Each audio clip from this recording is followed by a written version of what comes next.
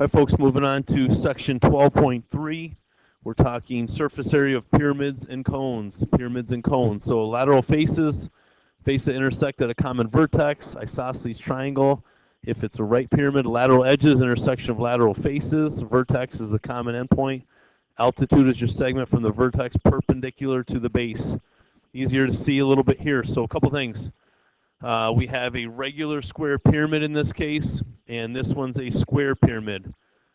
So we want to talk about what is the slant height. Slant height is from the top here to the center of the side here, and it's perpendicular. The altitude goes straight down through the middle. So those are really the most important things that you want to take a look at, is the difference between the slant height and the altitude, because we're going to use those here. So the lateral area of a regular pyramid, that's what goes around the side and does not include the base. That is the perimeter of the base, and the L is going to be your slant height, which just showed you in the last one. To get the total, you're going to use that same, you're dividing that by 2. You're using the same. And there's only one base this time, not like the other ones where there was 2. There's only one. So the lateral area is going to be all this stuff here, not including the base. So that's what we mean by lateral. And when they do the total, they include the base. So here for the lateral, we want the perimeter. We want to find the perimeter here. So to find the perimeter, you have 2.5. We have a 4-sided figure, so times that by 4. That's where you get the 10. And then the 5 is your slant height. So again, you can see that going from the top to the halfway point of the side.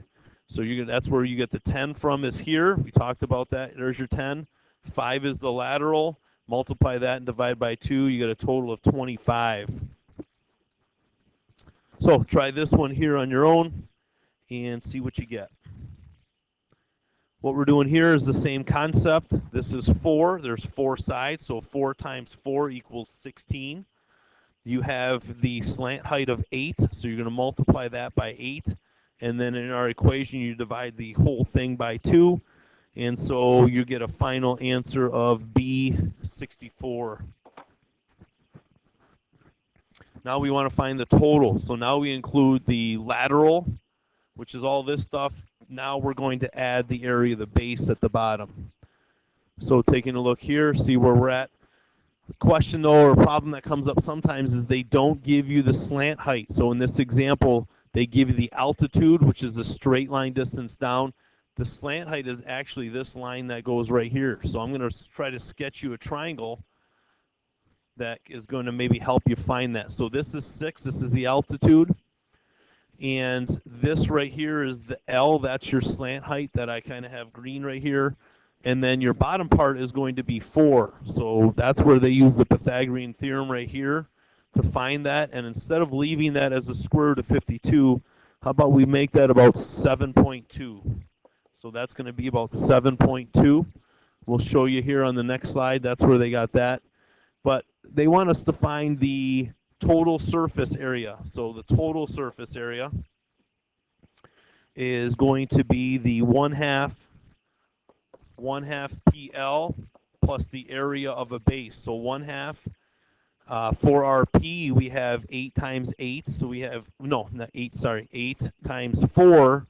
8 times 4, it's 4 sides. So 8 times 4, that's our P. The slant height, which we just found right here, that's the 7.2. Plus now the area of our base is going to be the 8 times 8. And so you'll see that on the next slide here. They give you the total answer. That's where they get all that from. Final answer of 179.4. 179.4. So there's lots of different ways that you're going to use the triangle, and you can just saw that we did in the last one. This is stuff that we've already done before. We're going to have to use that again. This is what I just did in the last example, and this is another example of how you can use different triangles and different combinations to get where you want to go. So taking a look at this example right here, what we want to do here is we want to find, again, the total surface area.